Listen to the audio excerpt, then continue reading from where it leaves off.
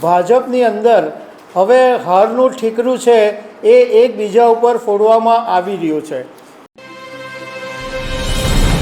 વિસાવદર વિધાનસભા પેટા ચૂંટણી પતી ગઈ અને ભાજપને 18 વર્ષ પછી પણ વિસાવદરનો જે લાડવો મળવો જોઈતો હતો એ મળ્યો નહીં અને વિસાવદરની હારે ભાજપને મોટો ઝટકો આપ્યો છે।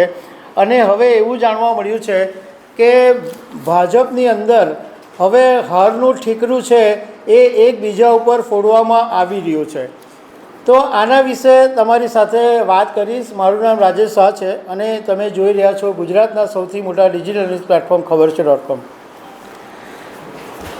વિસાવદરની બેઠક ઉપર આમ તો ભાજપને 2007 પછી સત્તા મળી જ નથી। આ બેઠક જ એવી છે કે ત્યાંના લોકો જે છે જેની સરકાર હોય એની વિરુદ્ધમાં જ મત આપતા હોય છે। ગુજરાત વિધાનસભા 2022માં આમ આદમી પાર્ટીના ભૂપત ભાયાણીને લોકોએ જીતાડેલા, પરંતુ ભૂપત ભાયાણી 2023માં આમ આદમી પાર્ટી છોડીને ભાજપમાં જોડાઈ ગયા। એ વખતે ભાજપનો ગેમ પ્લાન એવો હતો કે ભૂપત ભાયાણીને વિસાવદરની બેઠક ઉપરથી ચૂંટણી જીતાડવી અને વિસાવદરની બેઠક જે ભાજપમાં હાથમાં નથી આવતી એ ભાજપમાં હાથમાં આવી જાય। પરંતુ જ્યારે વિધાનસભાની પેટા ચૂંટણી આવી ત્યારે ઘણા બધા સમીકરણો બદલાઈ ગયા અને એવું જાણવા મળ્યું કે રાજકોટના જેતપુરના ભાજપના ધારાસભ્ય જયેશ રાદડિયા એમણે પ્રેશર કરીને વિસાવદરની બેઠક ઉપરથી કિરીટ પટેલને ટિકિટ અપાવી અને જ્યારે કિરીટ પટેલને ટિકિટ આપવામાં આવી ત્યારે જ ભાજપની અંદરખાનેથી નારાજગી હતી કે આ બેઠક હવે ભાજપના હાથમાંથી કદાચ જશે। હવે જ્યારે વિસાવદરની અંદર ભાજપની ભૂંડી હાર થઈ છે ત્યારે હવે બધા હારનું જે ઠીકરું છે એ એકબીજા ઉપર ફોડી રહ્યા છે।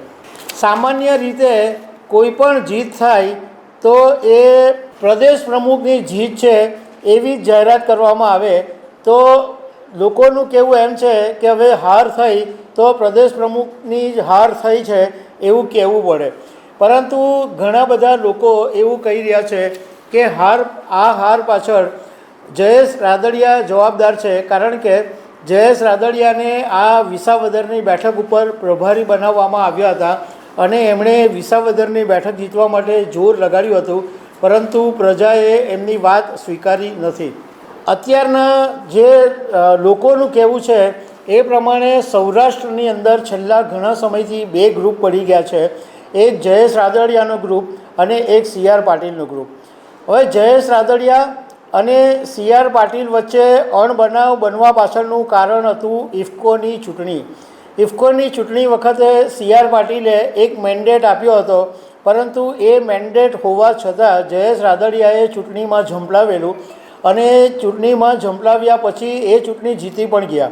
એટલે ત્યારથી એવું માનવામાં આવે છે કે જયેશ રાદડિયા અને CR પાટીલ વચ્ચે એક દિવાલ ઊભી થઈ ગઈ છે અને તે વખતે જયેશ રાદડિયાને દિલીપ સંઘાણીએ સપોર્ટ પણ આપેલો હતો, એટલે સૌરાષ્ટ્રની અંદર બે ધરી બની ગઈ હતી।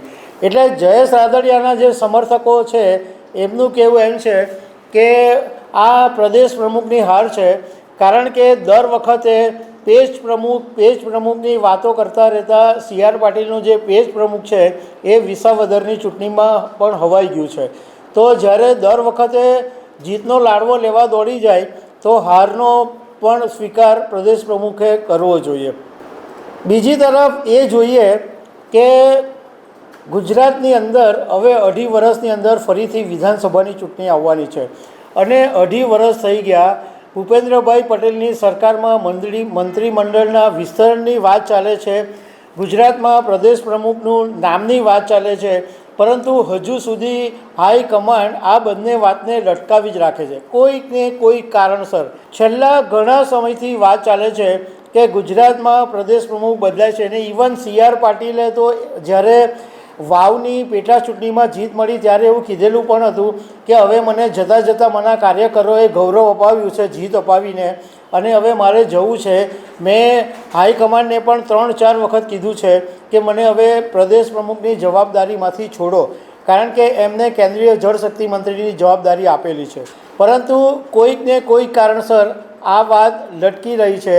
અને હવે 2.5 વર્ષ જ્યારે ભાજપની સ્ટાઇલ છે કે વિધાનસભાની ચૂંટણીઓની તૈયારી વર્ષોથી શરૂ કરી દે છે, તો હવે તો વિધાનસભાની ચૂંટણીઓની તૈયારી થવા માંડી, પણ હજુ સુધી નથી મંત્રીમંડળનું વિસ્તરણ કે નથી પ્રદેશ પ્રમુખનું નામ.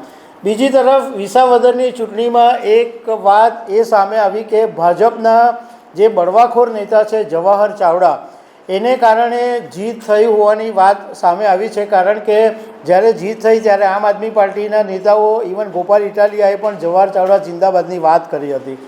તો કેટલાક લોકો એવી પણ વાત કરી રહ્યા છે કે જવાહર ચાવડાનો જે અસંતોષ હતો એ વાત સાંભળી નહીં, અને કદાચ જવાહર ચાવડા હવે આમ આદમી પાર્ટીમાં ચાલ્યા જાય તો પણ કદાચ નવાઈ નહીં લાગે, એવી અત્યારે ચર્ચાઓ ચાલી રહી છે.